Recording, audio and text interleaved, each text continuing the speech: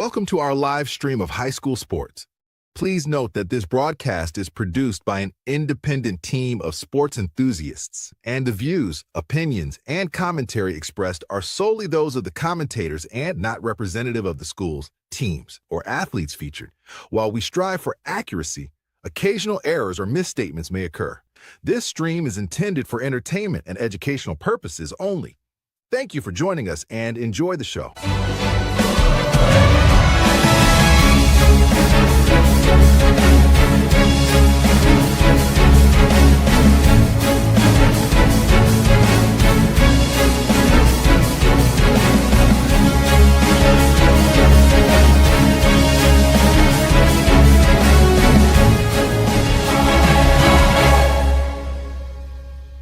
Yeah, come on, let's go. Hey, you ain't never seen nothing like this. Ain't no telling how it might get. It's the hypest right here. High school sports at its finest. So many highlights, you have to rewind it. Hey, Stream City, let me just remind you. The heart of a lion, a team full of fighters. So many stars on the field, it'll blind you. They're giving everything they got till the time's up. Yeah, legends in the making. History is made. We just getting started. You ain't seen a thing. YSN, gotta know the name. They gon' bring the flames. They gon' do their thing. Take it to another level, don't hold back.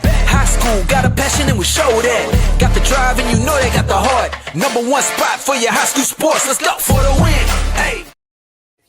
Welcome in, ladies and gentlemen, for this Thursday, June 19th, 2025. DJ Oakley, Anthony Ronald Hartwig with you, less than 24 hours removed from the most chaotic time we have ever had in planning an all-star game.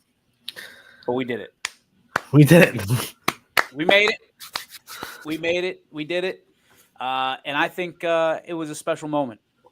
I mean, hey, listen, if I'm being honest, I'm not trying to be a naysayer. Not the way we drew it up. Not the way we drew it up at all. So we get to Youngstown State University, the softball field. Rob was there, I think, 3 days ahead of schedule. Right. He might have broke into the gate with his truck just to get in there. I don't know. I don't know if someone unlocked it for him or if he just rammed it and said, "I'm getting in." It was. He texted me. I was still on my way to pick up the T-shirts that we needed, and he's like, "Hey, can you call somebody to let me in?" I'm like, I don't know if Denny's is even open right now, Rob. So, so Rob eventually gets in, sets up all the cameras for the YSN All-Star Game in softball, and we're looking at the radar, and it says light rain between 5 and 5:15, which it has said all day. Right. We look at the sky, and that does not have the same feelings that the Storm Tracker 21 app had necessarily. The sky was angry that day, my friends. Yes. And what I would say unofficially, I mean, we have the disclaimer, unofficially 3 inches of rain dumped down on us like you wouldn't believe. And I'm on the phone. Anthony was crying just tears of sadness after all the work that you put in, that this was all for naught. And who was our hero? Miles from Youngstown State University comes riding in on the white horse and says, "Hey guys, it's Miles. How about we open the Watt Center for you? The indoor facility at Youngstown State University, state of the art, and you play some softball tonight." How'd you feel about that? Miles, nobody better. Miles saved the day with his team. Even had a little situation where he had a chair stolen out of his office. So, hey, Miles, we appreciate you. And because of the great folks at Youngstown State University, and also I don't want to even start to begin to fathom what this would have looked like without the flexibility of these coaches, these student athletes, the parents, the fans that showed up, and we just pointed them in a direction. Do you know where the Watt Center is? Absolutely not. Okay, go that way. Go that way. Take that bridge, go straight, and then hit a hard right into the parking lot right between these two beautiful buildings, and we will play some softball. And hey, if you build it, they will come. Last night, I think we had the perimeter set all around the track. I mean, that was incredible. Like, the amount of people that showed up for this game was incredible. I'll let you. YSU also brought out the portable bleachers for our spectators too. So there was some bleacher seating in the Watts as well. So that was real fun to see. Not everyone, because obviously not everyone brings their lawn chair because they thought they were going to have stadium seating at YSU. So instead of having everyone have to stand around if they didn't have a chair, hey, here's some portable bleachers for you real quick. So the ability for YSU to pivot was the first thing that went right. Many things had to go right, but the first thing that had to go right was the ability for Youngstown State to be able to make that pivot, and they were the ones that offered it up. Like, we didn't say, hey, can we open the Watts Center? They were the ones that said, would you guys want the Watts Center? We like, I was kind of upset on the drive home. I was like, I can't believe I never even thought of the Watts Center when we were discussing like the possibility of rain. That's not really... I could have brought up like, hey, do you think maybe we can ask about the Watts Center if it rains or whatever? Like, that never even entered my mind, because I mean, I've coached in the Watts Center before. It was kind of frustrating. I was like, I can't even believe I didn't even think of that. But YSU's on top of it. Hey, what about the Watts Center? And we're like, yes, absolutely, let's do it. And that's one of the benefits, I think, of having a relationship like we do with Youngstown State University. I mean, we talk about Westminster a lot, and that's a new and budding relationship. But YSU, we've been partners since the very early days of YSN, and they believe in what we do. Obviously, they get a lot of opportunities to be in front of a lot of student athletes, their parents, and influencers. So, I think it was a great situation, and I can't say thank you enough, because, to your point, it wasn't something that crossed my mind, because we've held all-star games in YSU at Beagley, and obviously the softball is the place we want to be, the softball field, but that's not a bad 1A. I'll be honest with you, that's not a bad, hey, if we have to adjust, and they're spray painting batters boxes on the field, which I asked. They will go away. They weren't permanent, so I was like, I don't know about this. I don't know if Doug Phillips is gonna like this a whole lot. YSN was here, painted like the NWO. But it worked out well. The girls showed up and showed out. And one thing that I do recognize is, and we've addressed this before, we know that it's not a situation where your daughter, or in baseball, your son is going to get, 4 or 5 at bats. We know that, we had to push the game just to get an extra, to get everybody to bat once. Right. It's hard because it's a fine line that we're trying to walk here. If we're trying to do what we do, and that is open the doors for everybody, and really have, people that have standout years, to invite them in. This is probably about the max that it can be before we have to have 2 games and, slate it for this game's at this time and this game's at this time. But then I think it takes some of the lure away, but I digress. And then here's the thing too, like, we had to pivot. So we were a little bit behind schedule. We just go 9 innings, and 9 innings is plenty to get everyone playing time. Right. 9 innings for baseball, 9 innings for softball. We couldn't do it. We were sitting in the 7th, and it was like 8:30. We're like, guys, if we play 9 innings, we're going to be here until like 10 o'clock, right? Yeah. So I think we kind of understood, like, let's just make sure everyone gets an at-bat, not push it an extra 2 innings. And that's what we did in the 7th. I think we had 2 players that needed to get the extra at-bats.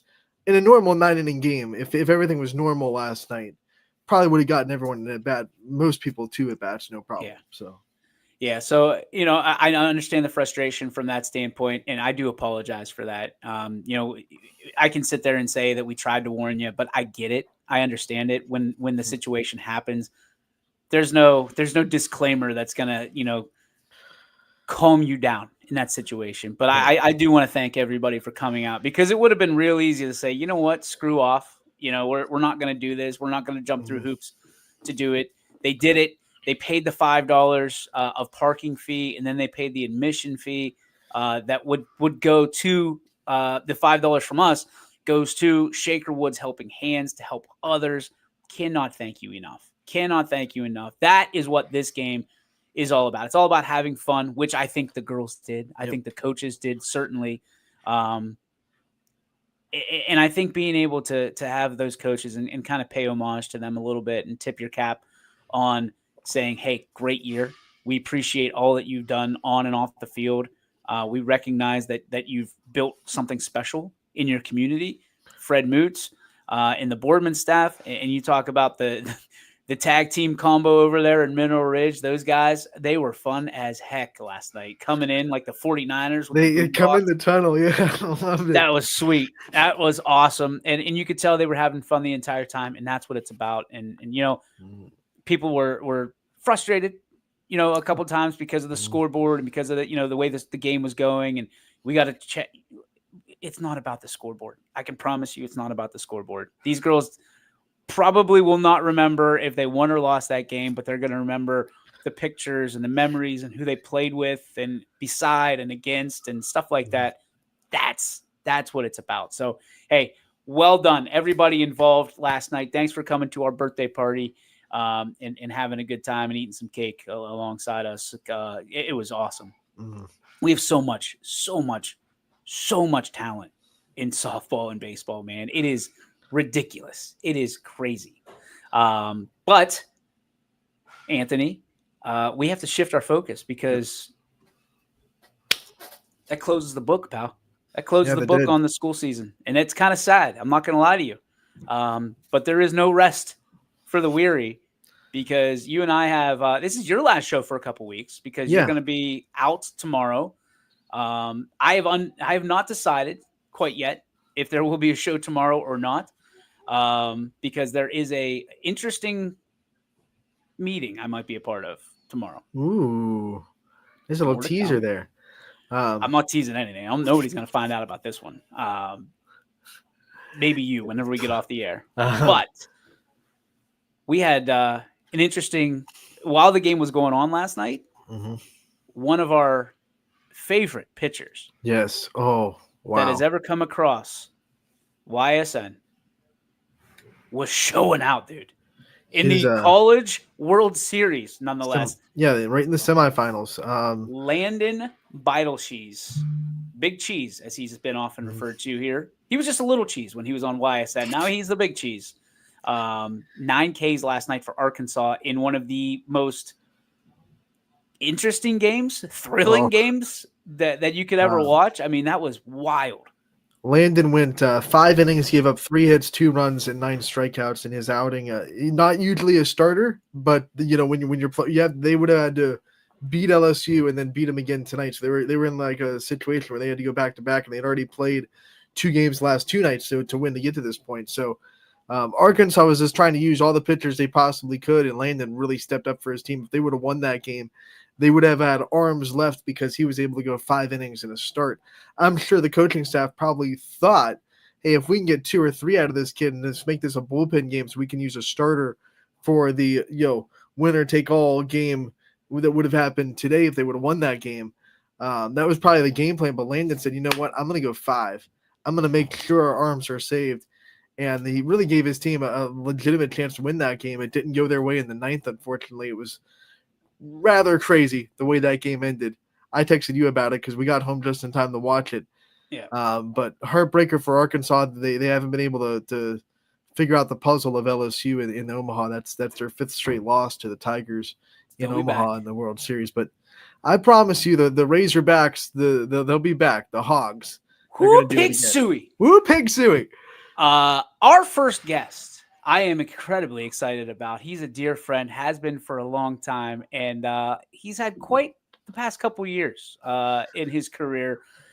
Before we get to him, let's show you some of his artwork. Ekholm will swing it across to Bouchard into the neutral zone. Poked away. Here's Reinhardt heading in. Gets around Ekholm in front of shot. He scores! Sam Reinhardt as he was being pulled down. He beats Skinner top shelf, and the Panthers strike first here in Game 6. Sam Reinhardt with 15:24 to go here in the opening frame. What a play! Up the right side, Etu Luostarina to the circle. Luostarina hands it back. High slide. Kachuk shot. He scores! Matt Matthew Tkachuk let it rip from the high slot, and the Panthers have a 2-0 lead with 46.4 seconds to play here in the opening frame. What a feed from Luostarinen, and great patience from Eetu Luostarinen to set up Matthew Tkachuk. Verhaeghe at the half wall, turnaround shot off the chest protector of Skinner. The rebound, Barkov in front, it bounces, and they score! It went off Reinhart, and the Panthers take a 3-0 lead!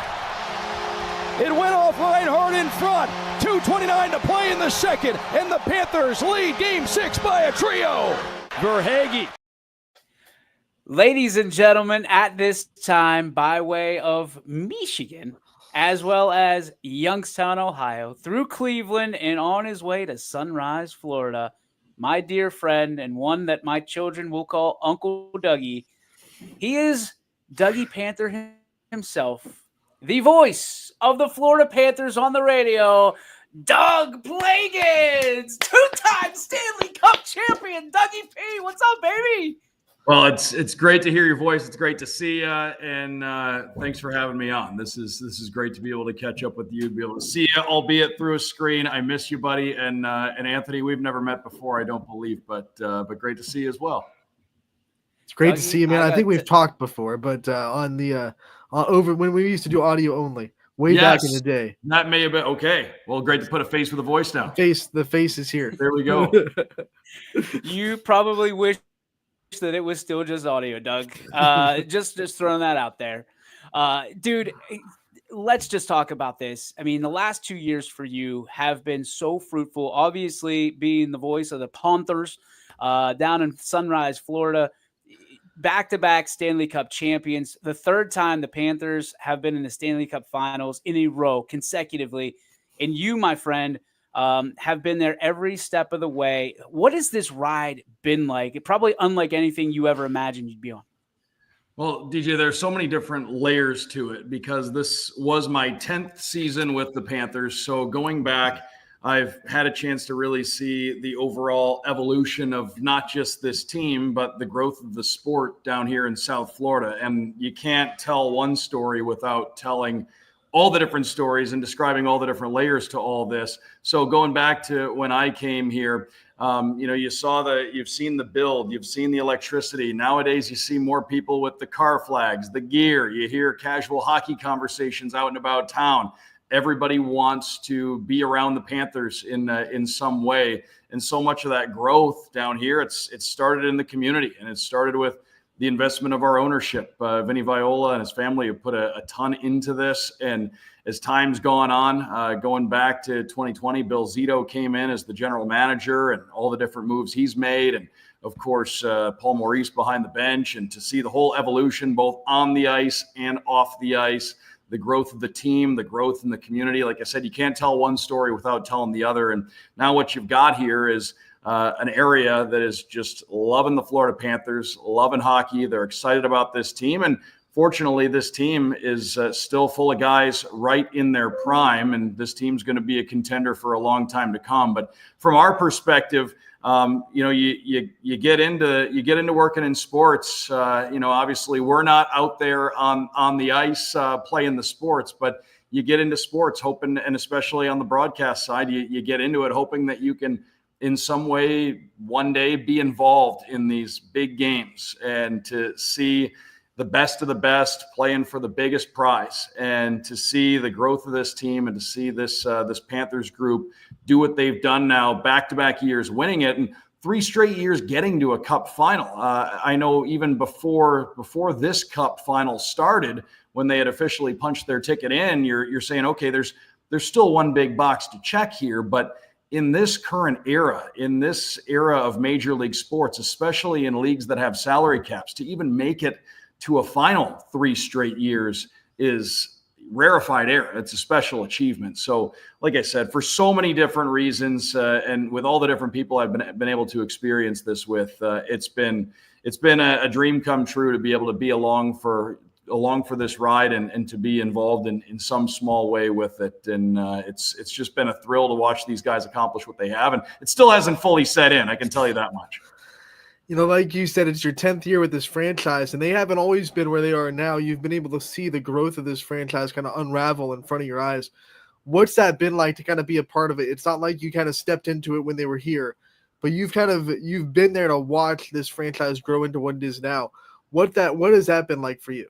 It's been really special. Going back, like I said, as time's gone on, you have more people around town wearing the gear, sporting the car flags, decals on their car. Weeknight games have 19,000 plus people in the building. Going back a couple of years, I remember when we first announced that our lower bowl season tickets were sold out. And what makes that special is you're out of lower bowl season tickets for one. It means that the buzz is getting to be off the charts for your team, but those are also fans of your local team. Those are people that are in your backyard supporting this team. And that really showed the upward trajectory. And the other thing, you can't tell the story of the Florida Panthers lately without talking about the new practice facility right in downtown Fort Lauderdale. I mean, that's something that's come to be over. Well, it was a project for a number of years, and there was a lot that went into it, the planning stages, the building, everything. But now for the better part of the last year and a half or so, the Panthers have a beautiful new state-of-the-art practice facility. It's not just a practice facility. There's a concert venue attached to it.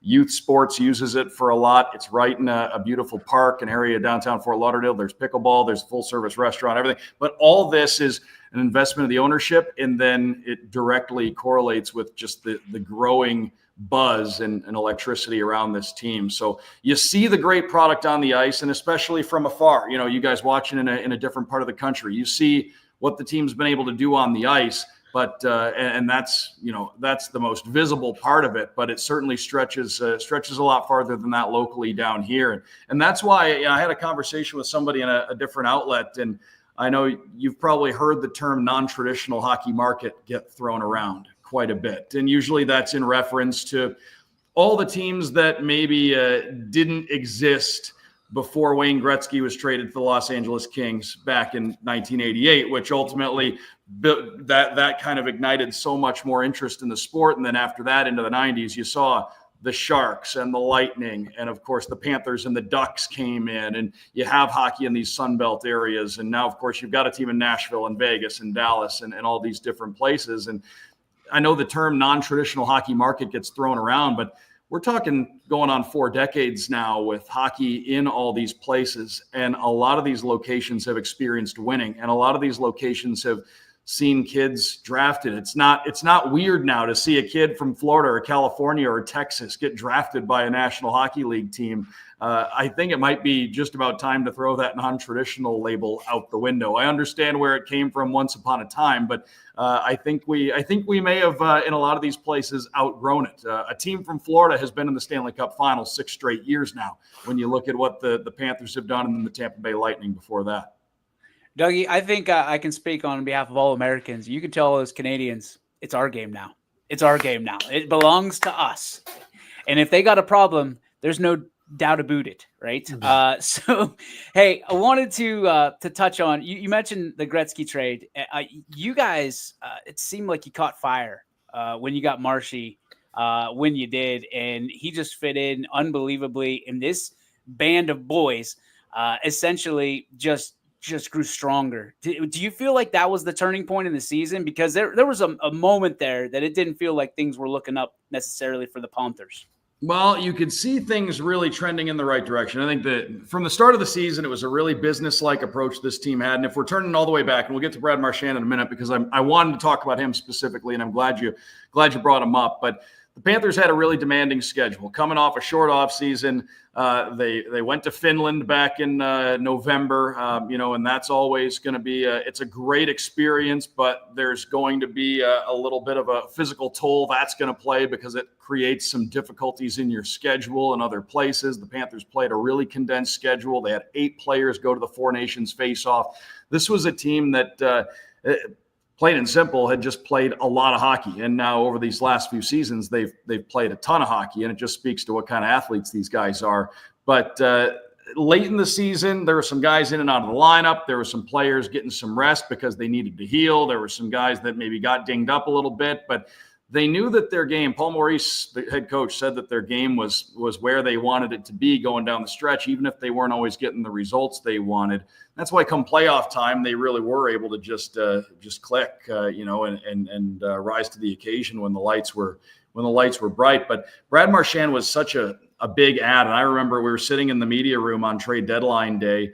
It was like 2:57 p.m. or whatever it was before the 3 o'clock deadline. And we're thinking, okay, the work's done here and the Panthers are in a good spot. Remember a few days back, they'd acquired Seth Jones from Chicago in kind of a pre-deadline deal. Bill Zito, the GM, got out ahead of it and made a nice move there to bring in Seth, who had a really nice finish to the season and figures to be a big part of the Panthers for a few years to come. And they had acquired some other key pieces. Nico Sturm contributed down the stretch. They shored up the goaltending depth and brought in Vitek Vanacek. And you're thinking, okay, this was productive. The Panthers loaded up, got some good pieces. They're ready to roll here. And then, a couple minutes before the deadline, you start to see these reports circulating that Brad Marchand could be on his way to the Panthers. And I tell you what, this was such an important, and you first of all, it catches your attention because the Panthers' fiercest rival, really, the previous two playoff runs, the 23 and 24 playoff runs, was the Boston Bruins. And those series were at times angry. They were nasty. They were intense. They were everything. If you were just watching playoff hockey, those series were everything that you would watch playoff hockey for, those Panthers-Bruins matchups. And Brad Marchand went from the Boston side to the Panthers side, was brought in, and the way he fit in, it just shows what kind of athletes these are. And it speaks a lot to the culture of our great sport here, because he'd had such rivalries with the Panthers, came right in, and he was one of the guys, and he's a special player. We saw that in the playoffs, to be doing what he's doing still at this point in his career. And I know there are a lot of folks out there, if you're tuned in, you may not want to hear it, because he's probably gotten under the skin of your team and your fan base at some point in time, because that's how he plays. But as good a hockey player he is, and he's a future Hall of Famer, my goodness, is he an outstanding personality and person. He has just an aura about him. There's a swagger on the ice, but he draws people to him. He's a great leader. There's a reason he wore the C on his jersey there at the end of his time in Boston. And, the whole thing that took on a life of its own with him taking the team, all the guys going out to Dairy Queen during the Eastern Conference Final and through the Stanley Cup Final. And he was right in the middle of that, obviously. He's just a special guy, and we're very lucky that we had a chance to experience what Brad Marchand is like down here in South Florida. Hearing the answer. Oh, sorry, DJ, you go. You're good. So we talk a lot about Panthers, Dougie, but I think we got to ask you about your time. Like, do you get a day with the cup? How does this work? Do you get to touch it? Did you get to hoist it? Were you one of the people that at 1:36 in the morning, when they came out and hoisted, were you still there? What was? I was in the building when Alexander Barkov brought it out onto the ice, and there were a lot. Really, the only people left in the building at that point were employees and probably some employees, friends, and family, and things like that. And we were upstairs. There was a little employee gathering going on up in the club level, and obviously you could see where that was happening from down on the ice. And he brought it out and kind of showed the cup for everybody. And going back to last summer, we were very, very lucky. We had a lot of opportunities to be around the cup. We had some pretty close gatherings with the cup. I have absolutely touched it a lot, but had a plenty of time with the Stanley Cup last year, and looking forward to having those kind of experiences once again. But it really is. You start to think it, you kind of know it beforehand, and I always thought I would get my picture taken with the Stanley Cup any chance I got. And anybody out there, whether you're a hockey fan or not, you should get your picture taken with the Stanley Cup. You realize when you are with the team that wins the Stanley Cup, you realize it might be the most photographed object in the entire world. I used to think in North America, but I can't imagine an object that is photographed more than the Stanley Cup, and that just draws the attention of everybody. I mean, you talk about something that the second it's anywhere near the vicinity, like crowds just start drawing to where the Stanley Cup is. And It could be people who've never watched a hockey game in their lives, but they know what the Stanley Cup is, and it just catches your attention. And I don't think there's anything else, and I'm not taking anything away from any of the championships that exist out there, because they're all difficult to win. But I don't think there's any trophy or award in sports or really anything that captures people's attention quite like the Stanley Cup does. Like I said, you can't drink out of the Lombardi Trophy or, the Larry O'Brien Trophy, but I'm sure, Doug, knowing you and your workout regimen, that you had a protein shake out of the Stanley Cup. Am I wrong? I did. I actually hadn't taken a drink out of it, so hopefully maybe that's the last box I have to check. But maybe, like I said, no protein shakes. I know that was some of the things that always got tossed around. Sam Bennett said prior to this, was going back a ways, I guess, when he was a kid, he and his dad had said that if Sam ever won the Stanley Cup, he was going to eat Captain Crunch out of it. So I guess Captain Crunch will be consumed again out of the Stanley Cup this year, which everybody will be excited to see the pictures of. But it's cool when you start to hear the stories like that come out. And the other thing that we can't talk about the way that it all unfolded without mentioning the fact that, and it's gotten a lot of attention, but I thought one of the coolest things, and it's always kind of on people's mind, but when the commissioner hands the cup to the captain, where does the cup go next? And you go back, remember when the Avalanche won it, we're talking a couple of decades ago, and Joe Sakic, without even hesitating, handed it right to Ray Bourque because he'd played for so long and not won the Stanley Cup. This time, the way the Panthers did it, and it just speaks to what kind of dressing room they have, but the commissioner gave the cup to Alexander Barkov, the captain, he gave it a little bit of a lap, and then from him, it went right to Nate Schmidt, and it went right down the line to all the guys who had not won the Stanley Cup before everybody else had their lap. And you're talking guys that weren't in the lineup for Game 6. I mean, it went to all the guys that hadn't won the Stanley Cup before, and the fact that it went to Nate Schmidt's played 99 playoff games, 740 some regular season games. He's been to a final before. Just the only thing he hadn't done is lift the Stanley Cup. And when he got to do that first, that was really cool. And like I said, it speaks to the kind of dressing room that they have, and the kind of leadership that they have in that room. Hearing you answer these questions reminds me how special radio guys are, because you get to talk about this team from the eyes of the fans, and you really get to be a voice of the fans of the franchise. What's that like for you to have that special bond with the Panther fans and to be able to kind of be their voice? Because when they watch national broadcasts, it's fun. There's great broadcasters, but they don't get to talk about their team as a fan, like kind of you get to do as the team representative. What's it like to kind of be the voice of the fans as a radio guy?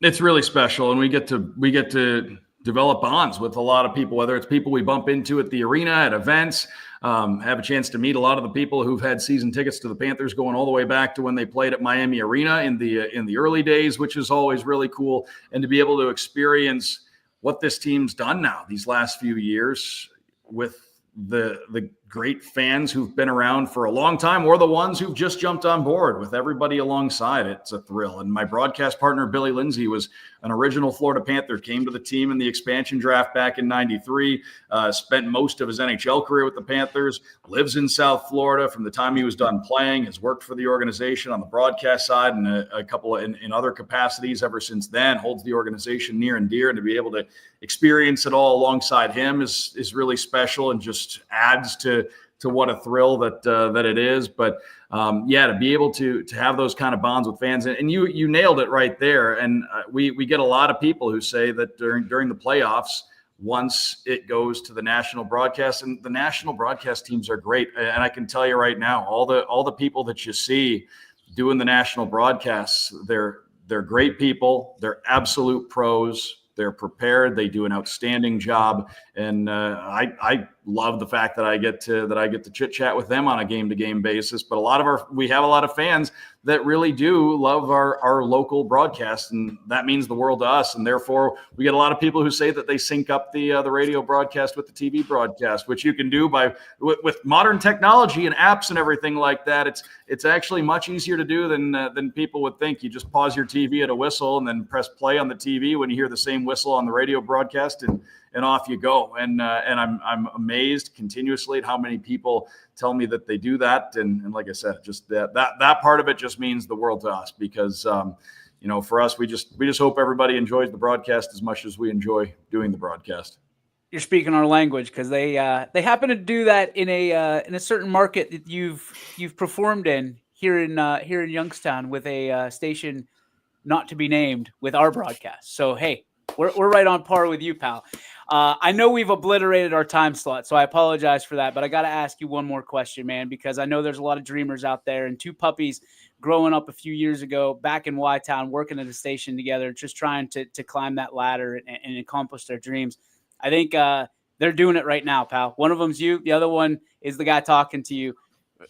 What is it like every day to wake up and live your dream? You told me that this was what you wanted to do when we were buds back here in Y-Town, and people laughed you out of the building and told you that it was impossible, and you just sliced and kept chopping wood all the way down to Sunrise, Florida. What's it been like for you, and what would you tell someone that right now is watching, no matter what their dreams are, that they're looking to accomplish, and people are snickering behind closed doors? So many different elements to it. And first of all, I got to preface it with, I couldn't be more proud of you and what you've been able to accomplish there, because I keep an eye on it all from afar, obviously. But to see the way that it's grown, and just to see the footprint that you guys have there, it's impressive. And it's impressive, and I'm proud of you every day for it. And you could probably echo some of these same sentiments, because there are a lot of people out there who are interested in getting into this line of work. And I guess if we're going from the broadest scope here, for a lot of folks out there, it might involve moving, it might involve taking a risk. But at the end of the day, you want to make sure that you just take advantage of every opportunity, and you make sure you make some good connections along the way. I know everybody's idea of networking is different, but you're better off having a small group of people who can vouch for you, the person you are, the kind of work that you do, than 200 people who just know you as an email address. So you want to make sure you build a good base of people who can vouch for you and what kind of work you do.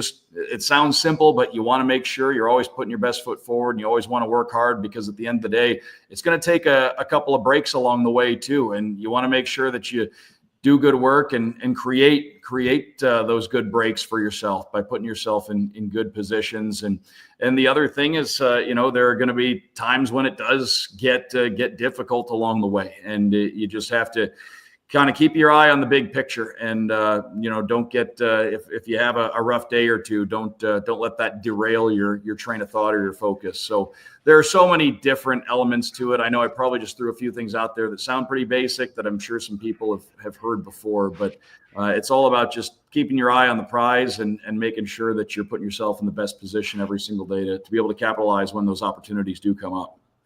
Dougie, can't thank you enough, man. For you to come on here, it's so exciting for us. Obviously, my wife is beaming with pride. A guy that once popped out of the back of a trunk in my driveway for a surprise. Yes. A 2-time Stanley Cup champion, ladies and gentlemen, my dear friend, Doug Plagens. Dougie, thank you, buddy. I appreciate you. Thank you very much for having me on, and looking forward to do it again. We can do it again before the summer's over with, absolutely. And I hope to see you very soon, perhaps not through a TV or a monitor screen here. Let me know when you get that cup. We'll be down. We'll drink some protein shakes out of it. Thanks, buddy. Appreciate you so much. Congratulations on all your success, pal. We're proud of you. Congratulations to you as well. Thank you so much. Tell your family I said hello, and both you guys, best of luck with everything. Thanks again. You'll see him soon to Uncle Dougie. We'll talk to you later, pal. Thank you. See you later. Wow. You know what, Anthony? There's sometimes in this business, there's sometimes in what we do that it's business, right? We're talking to coaches and we're talking to players. And then there's the times where you get to talk to your friends that you're so incredibly proud of, not because he's the voice of a professional organization like the Florida Panthers, but because that guy, I remember being in Creekside, looking up and seeing him in an Ultimate Warrior t-shirt. And there was I'm a Hulkster. Okay. Right. Brother. And we were like this because we were both trying to get to the same thing. And then all of a sudden he's like, hey, and I'll give him 100% credit. He's like, hey, let's go get something to eat. And then that took the news car. And when we went to that spot, we have had a bond like you wouldn't believe. Like, I am so proud of this guy. And he speaks like tells me all the time what we do. Like, appreciative, very appreciative. But dude, he's the voice of the Florida Panthers. They just won 2 Stanley Cup titles. And he told everybody to pound salt when they said he couldn't do it. Like, those are the people that you want to surround yourself with. Like he said, networking's networking, but that dude works his ass off. And like, he doesn't swear, by the way, usually. He's like my you guy in that sense. Yeah, he's perfect like you. It's a scenario where he is one of the hardest working individuals, and you knew he was just different from everybody else. And I think one of the conversations I remember most is, he grew up in Michigan. I grew up in Ohio, and we sit there and we hate each other, Ohio, Michigan, da da da da da. Like, but we're all the same. We're Midwestern, same as Indiana. We're talking to Coach Heath here in a moment, in a pre-taped interview, and he talks about Indiana. Like, the Midwesterners have this unbelievable work ethic, the most of us, that set us apart. Doug Plagens embodies that every day. And for him to talk about, Florida and, being a, kind of out of pocket for hockey, dude, he said it six times in the last 6 years, I think was the stat he threw out. Tampa Bay and Florida in the Stanley Cup, dude. World champions. Florida. It's incredible. And I'm so proud of him for just keeping chopping wood, man. All you kids out there, all you people that have dreams and ambitions, and people are telling you no, that's fine. Just keep chopping wood, because your time is coming. And even when you think you're at a dead end, just keep chopping wood. Just keep working hard. Put your head down, get in that foxhole and work. And when you pop up, you're going to go, oh, wow, look what we accomplished. I mean, if I would have told Doug Plagens back then, if I get in the DeLorean and tell Doug Plagens back in the day, when we're both at that station, that he would be the play-by-play guy for the Florida Panthers, and his color guy would be a franchise guy, and they would have 3 Stanley Cup calls, 2 Stanley Cup championships. I think even he would be like, no way. Like, I'm dreaming, and you are ludicrous. Like, you need to be locked up in a padded room. I'm so proud of him. And to have him, I mean, I texted him this morning, like, thinking, hey, I'm gonna give him a day, because down in Sunrise, they go, I think it's called the Elbow Room or something like that. They're having some fun with that Stanley Cup. It is beat. That Stanley Cup is dinged up. And with this Florida Panther team, it's no surprise, because they are not gentle with anything. But 24 hours after the Cup, you're probably not sleeping a whole lot. I don't know. Never been a Stanley Cup champion. Probably never will be, but I know one. And then, like, hockey, we've got JT Miller that got drafted from here. Yep. And we have so many Pittsburgh kids that are getting drafted here. There's a lot of hockey going on. I mean, with the Phantoms and things like that, we're going to see some NHLers come through here. And man, I'm so proud that I know a guy that is accomplishing his dreams. It's incredible. It's incredible to see. And, I try to tell kids, and I use him as an example. You can tell I'm excited. You can tell, like, I'm smiling, and I'm so proud of him. I'm so proud of him. And, he is Uncle Dougie to our kids. He's done so much. He's never met Z or Bella, but he's done so much. And, I'll never forget Sarah's face when he literally jumped out of the back of the trunk. Like, they were trying to do a surprise, and this poor guy's in the trunk. Boom, pops out. Boom. And he's chiseled. I mean, he keeps it tight. He's ready. He's ready at all times. Throw down. Like, we're going. He's going to war. No, Dougie is he's the GOAT, man. Dear friend, and deserves everything that comes his way. He should be getting some accolades. This dude should be winning some hardware. No doubt about it. One of the best to do it. Interviews like that, we talk a lot about how summer months are hard for this show, and it is hard because we don't have as much to do as we normally do during the high school calendar. But we get the opportunities to have interviews like that in the summer, which I think are really special. Last year, I did the Living the Dream segment on Running Point, and to be able to talk to some people that I am friends with that are accomplishing their dreams, and to be able to have them share their story and inspire young softball players that are in our area.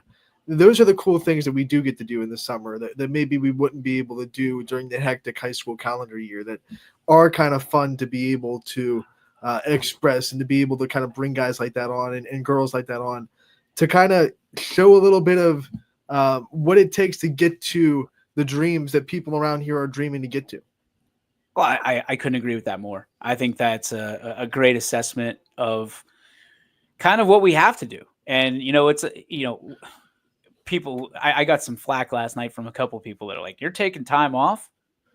It's not time off from the business. It's time off because there's lunch meetings and other things that I need. And hey, I want to spend some time with my family a little bit, break some bread at lunch with those folks too. Cause I think they deserve a little bit of my time after putting in essentially 11 and a half months, and just sporadically. So, we're going to take the next couple weeks off, recalibrate a little bit. There's nothing that we've, nothing says we can't pop back on if there's huge news.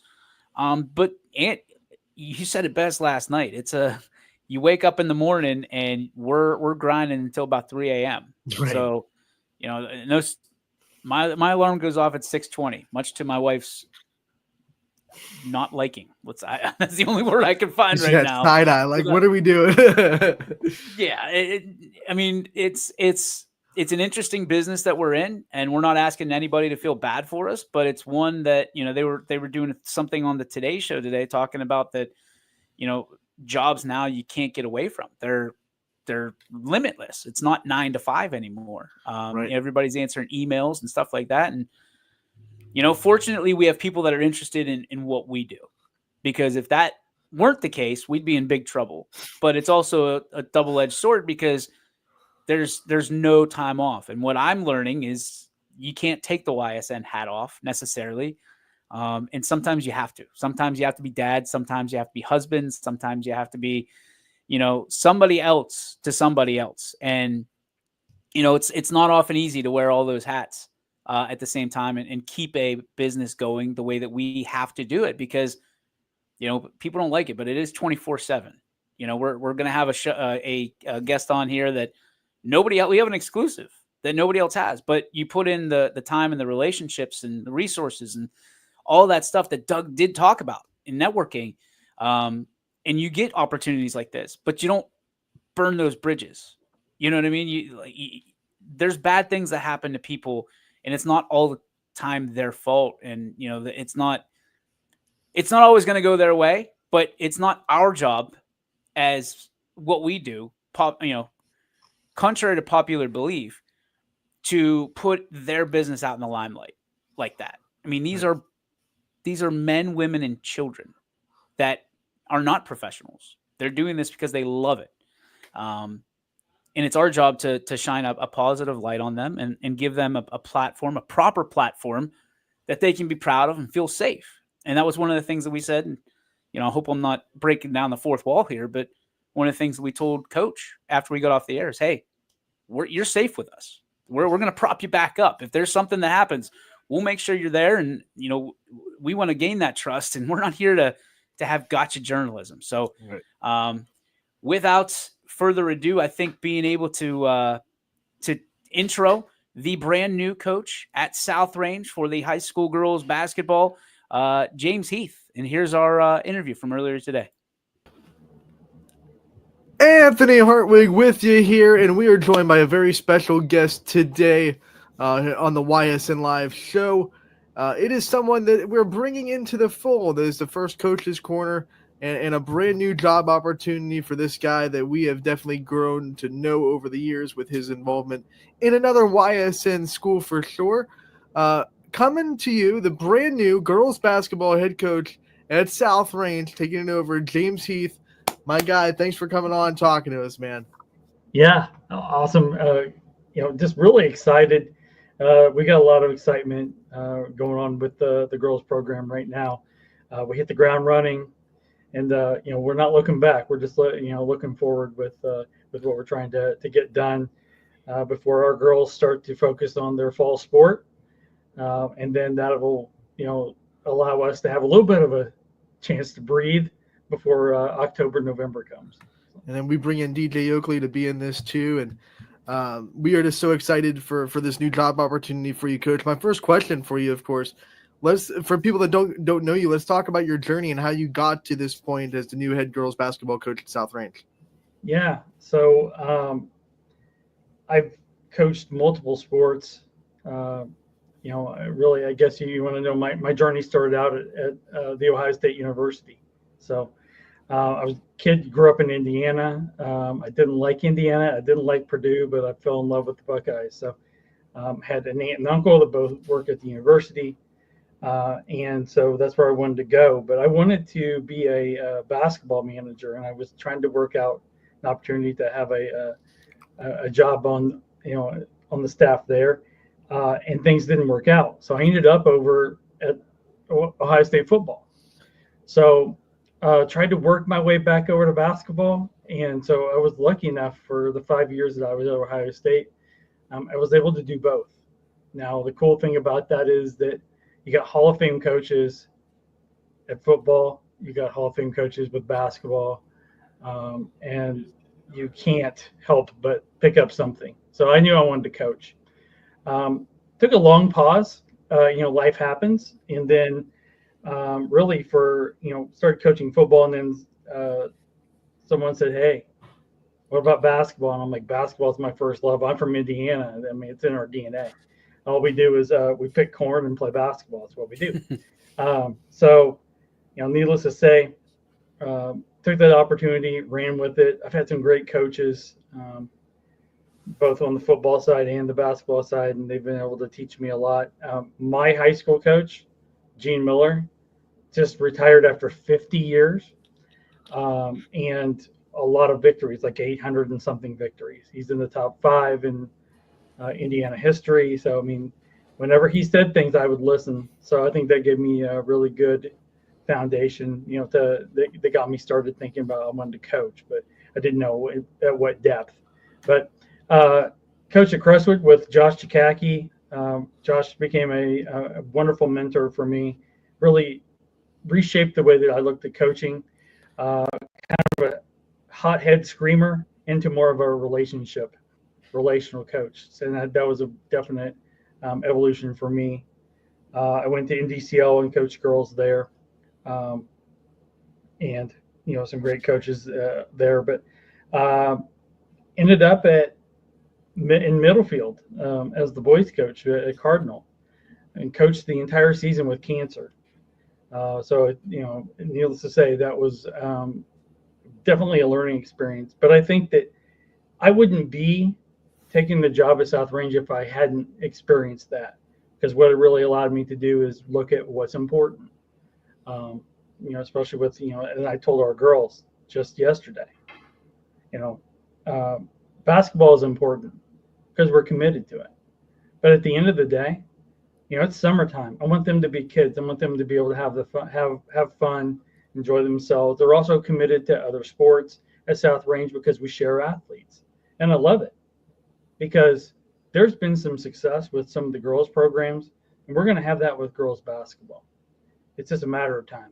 It's not if, it's when, because they are bought in, and the things that they show their coaches, I'm starting to see, and I've had conversation with some of our coaches at South Range. And so, it's just such an awesome opportunity, kind of out of the way for me. Needless to say, I live in Aurora, but again, it was a conversation I had with a football coach about the community, and that's what made me even consider South Range. So, needless to say, that's kind of my journey. Did have a stop at Hoban as well, which is why it's in school.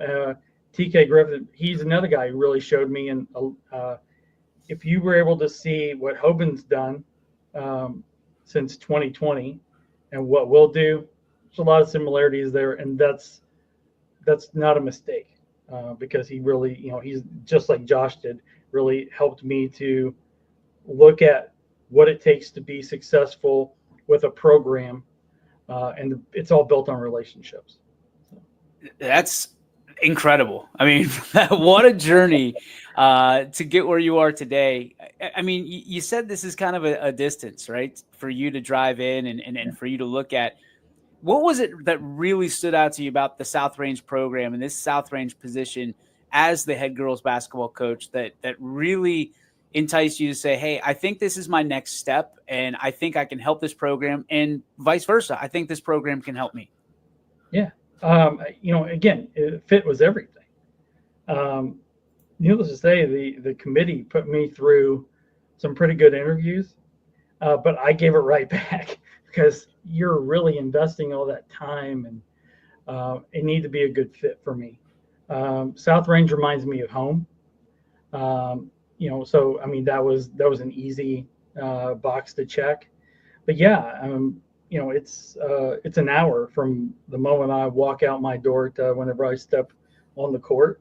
No matter which way I drive, it seems to be just that hour. But I've been at this for a week and a half, and every day I walk home. I walk in the house and I've got a smile on my face because I'm thinking about all the great things that we've done, within that hour drive. So, really, let me just kind of answer the question here. Having that conversation with the football coach, it tells you about community. It tells me a lot.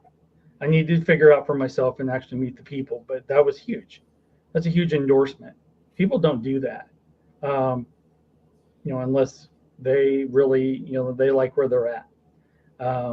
Especially, whenever it's a situation where no one's watching or no one's listening, and so it's not forced. That was not forced.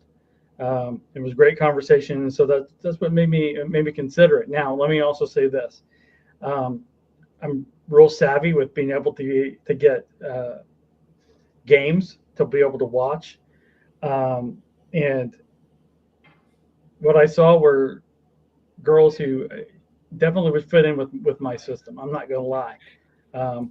If you want to go somewhere, for me as a coach, winning is important.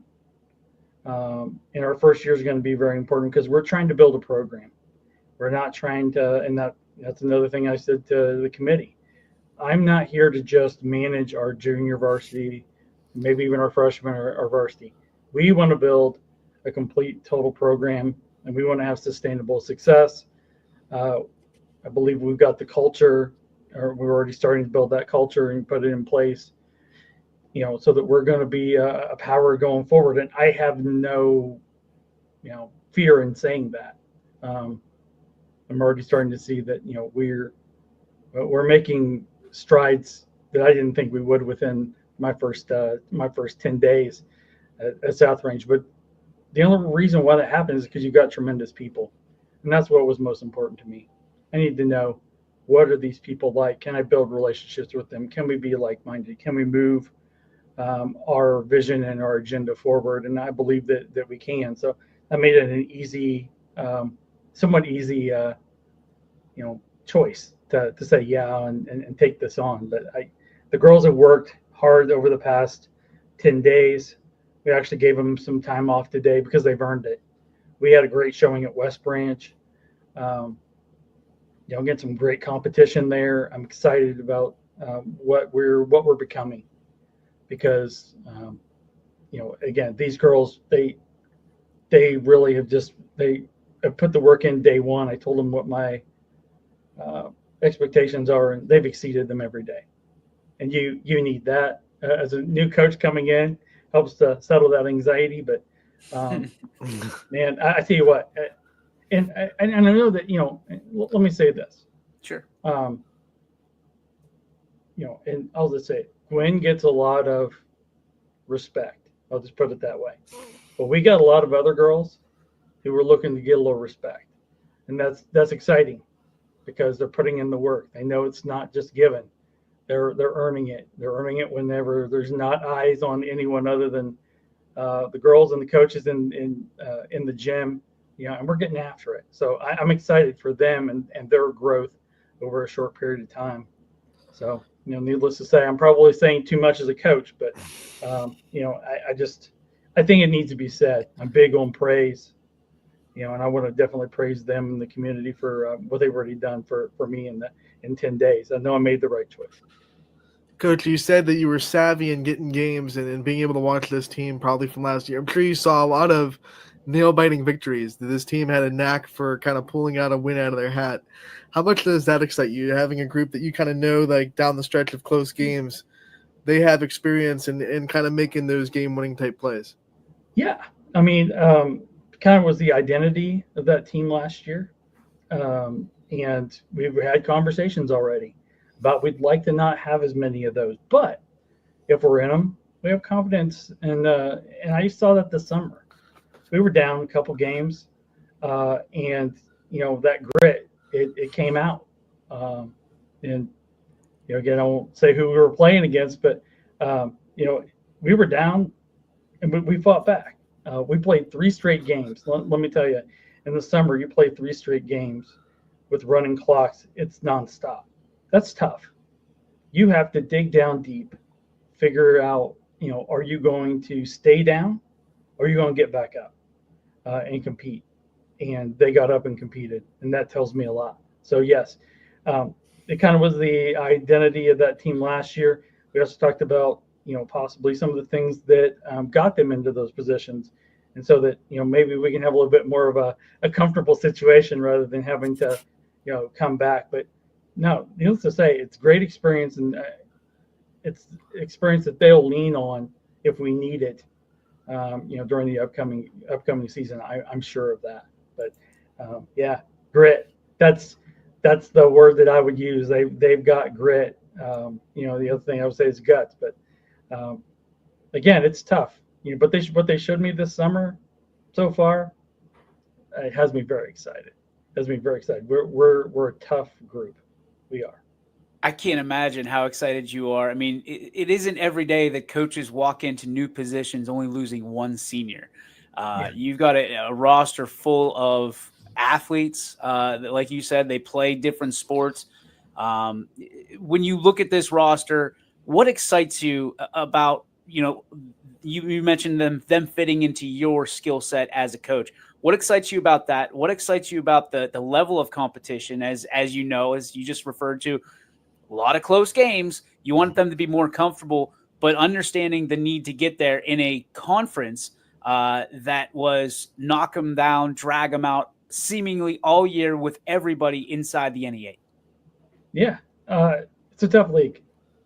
But if you asked anyone, I love a challenge. And that's the reason why I love coaching.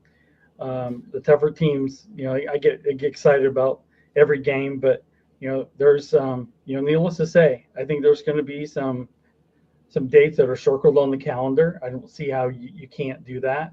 The girls, we haven't really had that discussion yet, but I'm sure that from what I've seen, we're going to have some games that are going to be big games for us.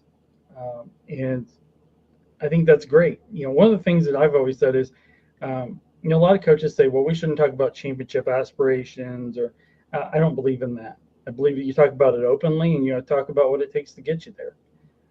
And the girls right now, we're starting to have those conversations because it's a new coach. It's going to be a new system. They've got questions about how do I fit in?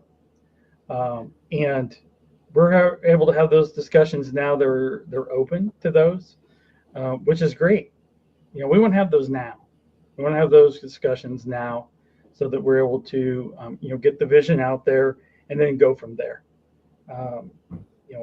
We also need to talk about, where their game is right now, what they need to add.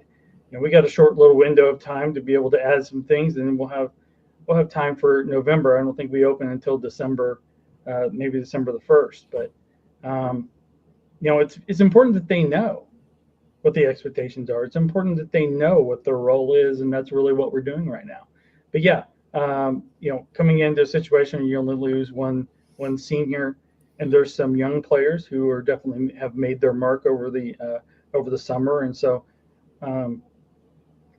just really excited. We have really adapted well to what I want us to do, and had some glimpses where we were at times, I would say, dominant against some pretty good competition. So that does get you excited. Again, I watched 18 games from last year. And that's just going out and all on fighting YSN, baby. All on YSN. Let's go. Let's go. Does that make you nervous, though? I mean, there's some coaches, James, that don't want film on them, and they don't want to be easy to find because they're not that they're trying to hide, but they feel like, it prepares others better. Is that something that you shy away from, or is that something you say, hey, we're going to play our game no matter which way you find out about it? Oh, I mean, huddle is the thing that our coaches, coaches everywhere use. We got a visitor here. Is that a cat or a tiger? That's huge. That's huge. You have a panther behind you. You're really getting to see the other side of me. I mean, I'm going to come across as soft. I'm like Dr. Evil. This is my lair, and this is my cat. Anyway, yes, exactly. Anyway, to get to the answer here, you're like Mike Tyson, dude. You've got a tiger in your house. Full personality, man. I'm showing you everything today. Full access. Mic me up. Let's do like a Hard Knocks thing for basketball practice. Well, let's go for it. Coach Hake over in Mineral Ridge now absolutely nuked our mic'd up segments, just so you know. Coach Hake, that guy, he's ruined it for me. Thanks. Now, yes, some coaches are that way. The bottom line is you're going to scout us out some way. But that's where the fun is for me as a coach. We don't want to overwhelm the girls, but we scout too. We scout on a very, very detailed level. So, we're ready. We're ready. You have to be, again, I try to stay away from a lot of coach speak, but there are coaches that, I'm from Indiana.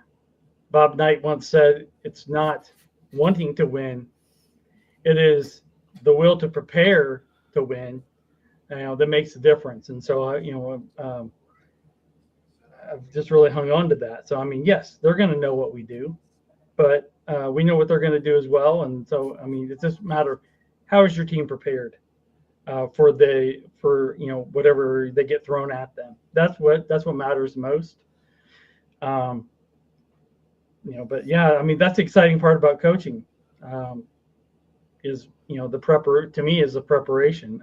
Some coaches love a game. I love practice. I love preparation. My practice plans are detailed for a reason, because we want to be able to put them in our players in the best situation so that they're able to know we don't overwhelm them, but we let them know what matters and so that they're prepared. So, yeah, I mean, I'm not afraid of that. I'm not afraid of, someone knowing what we do. I mean, makes for a good basketball game. Listen, man, I always say if you're scared, get a dog, but we see you have a tiger. So I don't think anybody's going to be messing with you, Coach. Hey, we want to say thank you. Congratulations again. And obviously we're going to be working very closely together at South Range and beyond. You've got quite the technical experience in the industry, and we're looking forward to working with you on a close basis. The new coach of the South Range girls basketball team, ladies and gentlemen, James Heath. Thank you, Coach. Appreciate you. So there you go. Welcome to town, James Heath. He's living in Aurora and making that drive all the way to Canfield, South Range. Wow. You want to talk about dedication, commitment. That's a big one. That's a big one. So I'm excited. Hour drive to work every day. I don't know. I thought I had it bad. No, listen, honestly, like he's very interesting. Like I've had a few conversations with him now. Very locked in, very smart, incredibly passionate. But he's got that tech brain, right? So they do things a little bit more cerebral. He's not going to wear necessarily his emotions on his sleeve all the time. He's going to be patient, persistent, and he let us in on the motto. I like it. I like it a lot. I can't wait till they unveil that. I think that's going to be good. And he's a guy that really wants this program to succeed. And I think knowing Coach Fischel the way that you and I both do, I think that when he walked away, there was a lot of, okay, but who's it going to be? Because, and people can sit there and they can point and say whatever they want about Jeff Fischel. But what I'll tell you is he gave a gift to James Heath in the way of making sure that the cupboard wasn't empty. Right. I mean, that any coach that does that instantly gains my respect, because it's easy to walk away when you got nothing left and you got to put the work in. You got to roll up your sleeves. But to be able to bless somebody else, and he talked about Gwen. I mean, everybody knows Gwen, and everybody's going to be putting a target on Gwen Lowry. There's no doubt she's going to be one of the best ball players in the entire area next year, certainly. And what I liked about that interview, Ant, I think you did too, because I watched your reaction the second time around, was, oh, we're gonna raise the level for everybody else too, so that way you just can't key on Gwen Lowry. I like it. I like it a lot. I'm excited. I know we just finished baseball and softball. I know we did. You know what I'm about to say. I'm excited for basketball. Let's go. Let's go. December 1. Can't come soon enough. Are you frozen? I think I am. I think that. Can you still hear me? Yeah, I can hear you just fine. So the audio is fine. It's just my video just kind of took a dump, I guess. I don't know. Anthony, I'm trying to blink if you need help. You can't see it. I'm not. No, but the South Range program since 2013 has only had, this will be the third coach. So they've had stability in that program. So I'm excited for James Heath and what he's going to bring to it. They've had a lot of success since 2013, plenty of district championships, back-to-back regional finalists back in 2018 and 19. So just trying to get back to that level of basketball. And I think James Heath is going to be a guy that can definitely put them in position to do that. The mad scientist Rob Johnson had a light bulb go off, and we all know that can get crazy. That's a perfect nickname for him, the mad scientist, because what he did last night, I don't ever want him to do again from a standpoint of having to set up, tear down, and not being, fully aware of where he's, blueprinted out. Oh boy, Anthony's now OBS. There he's back. We're not frozen anymore. You're back. Welcome All right. home. Just had to toggle the camera options. That would have been my first guess. Toggle. Yep. You should have toggled the camera options a few moments ago, Ant. Yep. When that happens, I didn't want to tell you, but you need to toggle the camera options. Got it. Okay, as long as we're on the same page. Didn't want to throw you off while you were talking with the camera being switched, so I was waiting for a good moment to do it. Hey, you waited for the best moment to do it. What best moment? What a show we had today. Stanley Cup champion and a brand new basketball coach at South Range. People don't even realize what's awaiting for them on the other end. We're going to take these 2 weeks and we're going to build up some great interviews. And you have some great contacts. Yeah, great contacts. Give me the green light. I can get a lot of good people on this show. I've got to give you the green light now. We've been doing this show for 6 I don't months. I don't want to go rogue, DJ, and just be like, hey, guess what? We're talking to this person. Have fun with it. Well, I mean, we got one. We got one that I'm really looking forward to. If we can land it. I know he's a little busy. A little busy right now, but I think talking to that individual would be incredible. First day of practice for girls basketball is 127 days away. Mike's a hoops guy. He's got the countdown. He did his coaching stint. He's with the program at Salem for a little bit. He's got the countdown going. Let's thank our sponsors, Greenwood Chevrolet, Toyota of Warren. Thank you guys so much. You do so much for the community, not just here in YSN, but all around this area and region. You're killing it. We're so thankful to have you as part of our banner, and certainly we couldn't do it without you. So thank you for your continued support of what we do, especially during this show every day. And you allow us to live our dream each and every day. And then, of course, our friends at Joe Dickey Electric, who bring you the spark every single day. And this day is no different. The Joe Dickey Electric Spark is brought to you by Joe Dickey Electric. They are everything electrical, and they are available to you 24/7, 365 at DickeyElectric.com.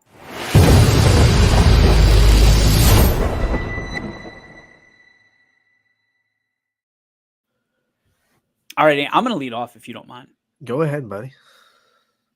That tornado thing last night was oh, okay. So the chapter that we left you on, we moved from YSU softball field to the Watt Center on the campus of Youngstown State University.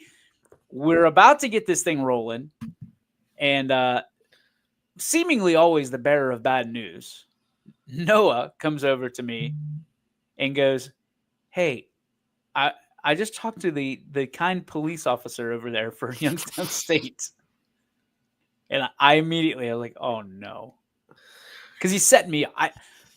I've been friends with Noah, and Noah and I have worked together enough, long enough to know that when Noah starts something out like that, the bottom end's going to fall out here real quick. We're in trouble. The bottom's going to fall out. And you guys are on your broadcast. No. I think you were into the intros. Yeah. Intros. And they started over, I think, with Swiney and Eric Hughes. And then it went to Noah. And then Noah came and got me. And I needed to translate what this officer was trying to say. Now, apparently, you couldn't hear, and I couldn't hear it. Those like not sirens, they were like alarms. It was like going a off. Bing, bing. Yeah, and there was a voice after it that no one could hear. That's what we couldn't hear, the voice. Yeah, we heard the bells, dings. the chimes. So I had to go and make an announcement that there's a tornado warning. It was in Akron, supposedly. Clouds being formed over Akron. Okay, scary stuff. Then they cleared it, and they did about 900 of those chimes, and everybody's on alert. Sam Torres, being number one, was on alert. Sam, he's in this cuddly zone of Ashtabula County, and then every time he gets out and moseys to one of our events, something happens. It's always something. And right now, Sam Torres thinks that Youngstown is just full of guns and tornadoes. Like, I'm pretty sure that's all he thinks of Youngstown. So anyway, we warn everybody. We let them know that just when you thought it couldn't get any worse, there's a tornado warning in effect, and everybody can take shelter in the bathroom, essentially, or the bathroom wall, if we need to. Nobody budged. And I was like, okay, I don't know where to go from here. So Right, but that's the thing. Like, the announcement, they use it. Okay, it's in Akron, though. That we're fine. We're in Mahoning County. It hasn't hit us yet. Right. But then apparently, the way I understand it is, like, as the night went on, the warning came into our county, and we just never really knew about it. We had no clue. All I knew was our assistant general manager, Chris Sigler, comes up to me and says, "Hey, you might want to call Sarah and the kids because it is heading for East Palestine as we speak." You're like, great. Oh, super great. Every time I leave my wife and children, something terrible happens. Terrible. Just awful.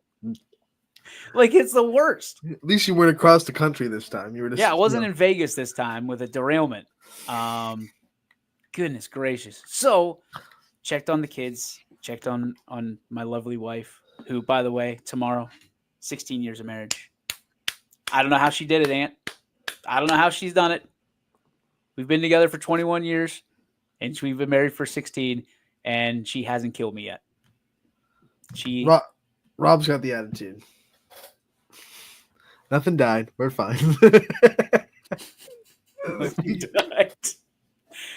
That's about right, though. I mean, you think about it, that's about par for the course.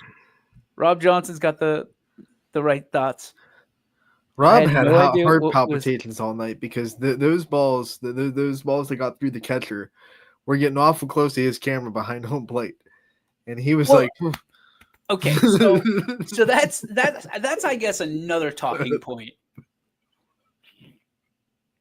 These photographers are psychopaths. They were. I Nuts, don't though. listen. I caught baseball for 12 years. 12 years and had padding and helmet and a glove. And these dudes and ladies, not so much the ladies, because I think they have a better head on their shoulders. Gary and Brad are sitting right behind home plate, like right behind, with foul balls and just absolutely nuts. And I'm sitting there, I'm like, Gary's gonna get clocked. He's got no shot. Zero. Like he is baiting death right now. What he's doing. Because like he thinks he's gonna be able to get out of the way of a foul ball that's coming probably 70, 80 miles an hour off of that bat, if not higher. I appreciate what you did. You went in for the shot, you risked it all, and you won. You rolled the dice and you won. I'm going to tell you, lightning won't strike twice. Brad Forward, I saw him. There were a couple of pitches. He wasn't there for long, but he was standing right in front of a right-handed batter taking pictures. Yep. And I was like, oh my Lord, you are dying there. Like in the grill of the batter. And Gary was not, if he was 3 feet, that's an exaggeration. You know what I mean? Like he was 2.5 feet max from a batter. And just on his knee, like taking. What shot in the world is worth that? This is not an African safari where we just saw a unicorn. This is the same softball shot you've got 900 times through a fence of safety. We really flexed on that liability last night. we bet a little. Going for the money shot, Rob says. Our photographers, did they sign a waiver too? Maybe we should have them sign a waiver. They signed a death warrant last night. That was for sure. I mean, it was. I bet they got some good shots though. Yeah. And nothing died. Hey, but good shots. Head on over to YSN Smug Mug for your purchases, Gary. We'll put up a graphic later that you can buy the pictures for the softball game. We haven't got the ones from Brad. You know what would be Brad had really video. Brad's got a good video coming out. I bet because he was out there with his Oh, GoPro. yeah. He put GoPro on the catchers, and I think the umpires had a GoPro for a little bit. So he's got some good video coming out pretty soon. That'll be interesting. Brad Forward is so incredibly dynamic with what he's doing. And Charles Marsh and that whole team. I mean, it's impressive. And Gary, you can't die because you're the only one we got. So Right. If Gary goes down, we're in We're in a deep lot of doo-doo trouble. when it comes to Smug Mug. We're going to be drawing stick figures and putting that on our front page of YSN because Gary got clocked in an all-star game trying to get the money shot. But hey, that's why we love him. That's why we love him. That should put a cap and a bow on this particular program for the day. Anthony will not be with us tomorrow. We're not even sure we're going to be with us tomorrow. Next 2 weeks we will have off. So please don't forget about us in the next 2 weeks. We'll be back with a vengeance, and we'll be back with some great guests. Certainly right after the 4th of July, my favorite holiday. So we're certainly going to take that time to reflect on the independence of our nation and the wonderful country that we live in, and the people that protected it and gave us these great freedoms that we have today. Anthony, awesome job. Hey, great year. Because this essentially is our reset, right? Right. This is our reset. So for everybody, America. For everybody out there this year that made this a wonderful year, we will have games. Just so you know, we're Monday. This show is taking a 2-week hiatus. not the games. Like, we're still going to have to do the games. That's how we pay the bills. But thank you, everybody, for embracing this show. It's undergone a lot of changes in the last 6.5 months, and I think all for the better. If we're being completely honest, I think that this show is something special. Ant, I know you feel the same way. I know Absolutely. That it's a lot more fun hanging out with somebody and not just talking to the wall all day. So, and I think we've gotten a lot more interviews than we're typically accustomed to, and certainly they've been incredible as well. So, on behalf of all of us at YSN, thank you for an incredible year. Thank you to all the school districts. Thank you to all the superintendents, the administrators. Thank you to our sponsors who make everything possible. Cannot thank them enough. And I can't even begin to start to list all of them, because over the years we've been able to accumulate quite the following and people that believe in what we do here at YSN because of how we do it at YSN. I want to thank our families. I don't think they get nearly enough of the appreciation.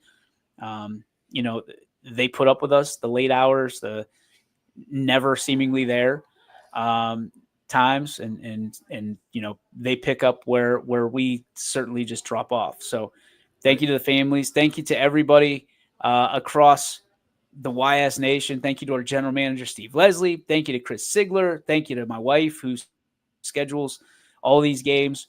Thank you to the announcers, who are doing this on $0 essentially. They're doing this basically out of the goodness of their heart and some gas money and some Wendy's big bag money.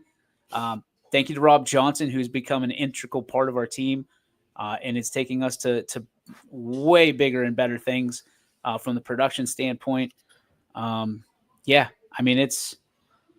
has been quite the year, the hell of a year, if I may. And certainly could not thank everybody enough. And I think next year is going to be a lot bigger. I think it's going to be our biggest jump yet as we cruise into year 8 of YSN. So, Anthony, any final thoughts? No, I'm just excited to kind of. I'm sure in these next couple of weeks we might have some conversations about some things that we want to do for the next year, as you say, year 8, and. We already have some big things in the idea box too. So stay tuned. July 7th is when if you're marking your calendar, if you're a marker of the calendar, July 7th is the next Monday that you'll be able to see me and DJ on this show together. Yeah, we'll be back July 7th. And until then, happy 4th of July. I think that's it, right? All the way that covers them. That covers them. Okay. Happy 4th of July. Happy Independence Day. We love you, America. We love you too, wherever you're tuning in from, even if it's from Canada. We still love you. That's going to do it for this edition of YSN Live. We'll see you July 7th right here on your sports network. Anthony, may the sports be with you, pal. And you, my friend. YSN thanks you for watching this presentation of your sports network. For stories, stats, and more, go to ysnlive.com.